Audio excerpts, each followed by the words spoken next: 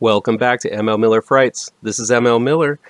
I haven't covered a lot of streaming series so far, and though I do watch a lot of them, oftentimes I enjoy not covering a specific type of media because it's kind of nice to just be able to sit back and watch something without trying to formulate some kind of cohesive review or deep study about it.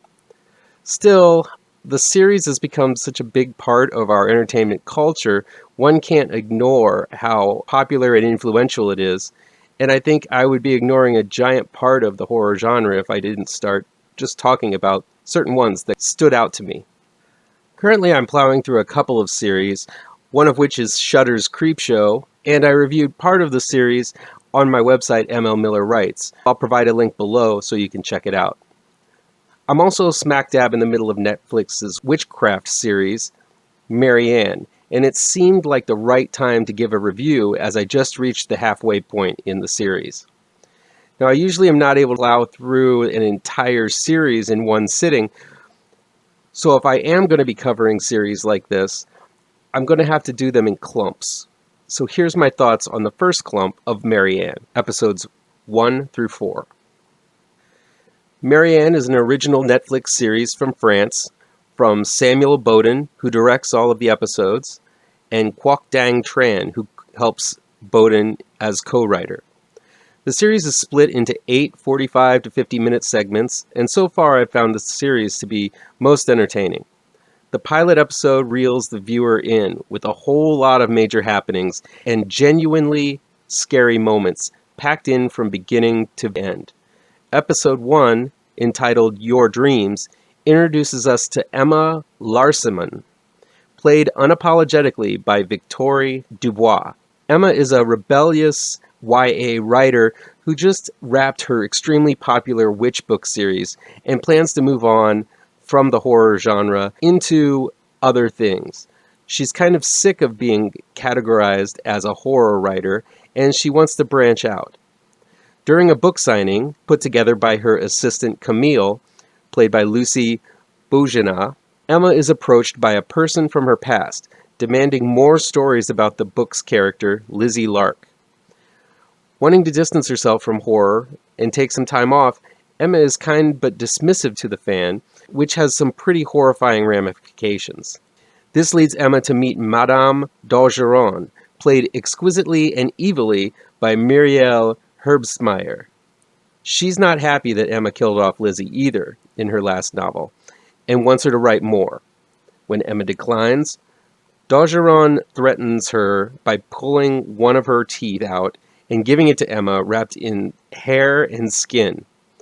It's a ritual that Emma wrote about in her novels. So of course Emma and Camille are creeped the hell out, and they try to get away from all of this craziness by heading back to Emma's hometown of Eldon. But the curse seems to have followed her there. It turns out Marianne, the antagonist in Emma's books, is a real demon witch, and won't take no for an answer from Emma, filling her life with all sorts of tragedy and terrors until she writes more stories starring Lizzie and her arch-nemesis, Marianne. I found the first episode of Marianne to be pretty much perfect. It almost feels like a standalone short tale with a stinger added to the end that is too tempting to deny you from sticking around the 5 seconds it takes to get to the next installment. The scares come quick and feel relatively fresh. Not an easy feat when you think about how many jump scares have been mishandled in recent years in mainstream films. Bodin and Quoc fill the first episode with lots of tense and frightening moments and open up a mystery that is absolutely relentless in its hold to my interest. Episode 2, entitled Tradition, slows the momentum down enough to introduce a bunch of new characters. This group is made up of friends from Emma's past, and they enter the scene giving her some comfort since her hometown may have looked unchanged, but still feels absolutely foreign to Emma since she has been gone for almost a decade. We're also introduced to an oddball cop named Ronan, played by Alban Lenoir, who's a huge fan of Emma's and not afraid to geek out about it while trying to investigate the horrors she's enduring. The second episode not only slows the pace down, but also introduces a much more playful vibe, revealing an odd, humorous side to the series that the first episode, which was loaded with chills and thrills, was sort of lacking. The playfulness is not overpowering, it just kind of evens out the chills. There are some really harrowing moments, but the tone of this episode, and the other two episodes I've seen after it, definitely lightens a bit upon introducing some of Emma's friends, the investigator, and more elaboration on Emma's devil-may-care attitude on just about everything. Episode 3 is called Not an Easy Person, and this one finds Emma attempting to come to peace with Madame d'Augeron, resulting in more terrors and vengeful curses sent Emma's way through those she cares about. This one also goes a little bit more into Emma's character and some more disturbing and unlikable qualities about her that I'll get into a little bit later. Everything culminates in the halfway point of the series, Part 4, entitled Beautiful Moment, where losses are suffered amongst what should be good news. I'll be vague about who dies and how, so not to spoil the goodness of it all. While the tone lightens from episode 1 to 2, the scares never stop, as each episode culminates with some kind of original and terrifying horror unleashed into Emma's world. Seemingly inspired by films like The Babadook, Nosferatu, and other modern and classic terrors, there are all kinds of creepy things in dark corners, animated shadows, and creepiest of all, lots and lots of naked old people. The setup is a winner, playing out like Misery by way of Hereditary, pitting a writer against a witch of her own creation who doesn't want her to stop writing, and is not afraid to cast some spells and lay down some curses to get her way. It all feels fresh and new, and it was honestly hard for me to stop at the halfway point, as each episode does its duty by leading you by the short and curlies into the next installment. One gripe I have with Marianne, and I don't know if this is intentional or just part of the translation from French to English, but Emma comes off as a complete, self-centered asshole for most of these 4 episodes. I'd like to think that this is intentional, as I think it would be entertaining to see Emma see the error of her ways and notice how her behavior and attitude is hurtful to all of those around her. Still, Victoire Dubois makes it really hard to like Emma as she brags about her celebrity, her money, her looks, and her power to everyone she encounters.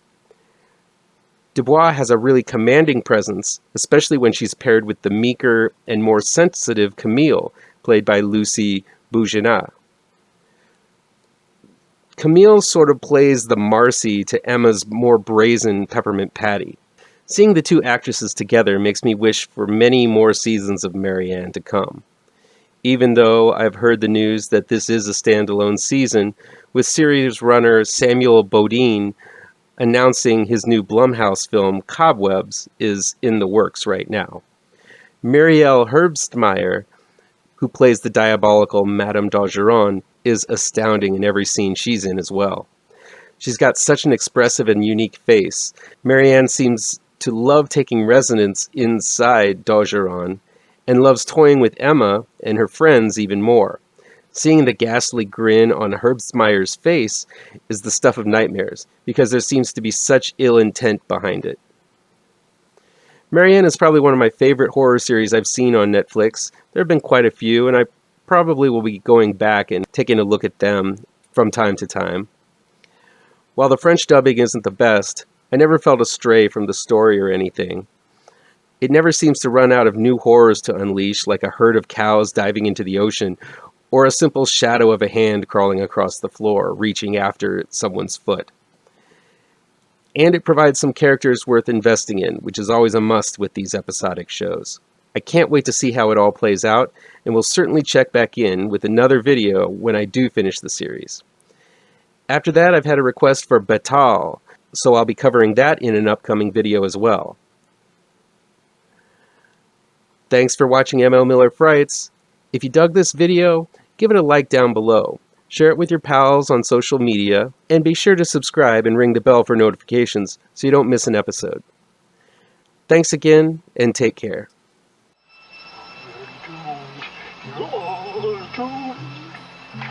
You're doomed.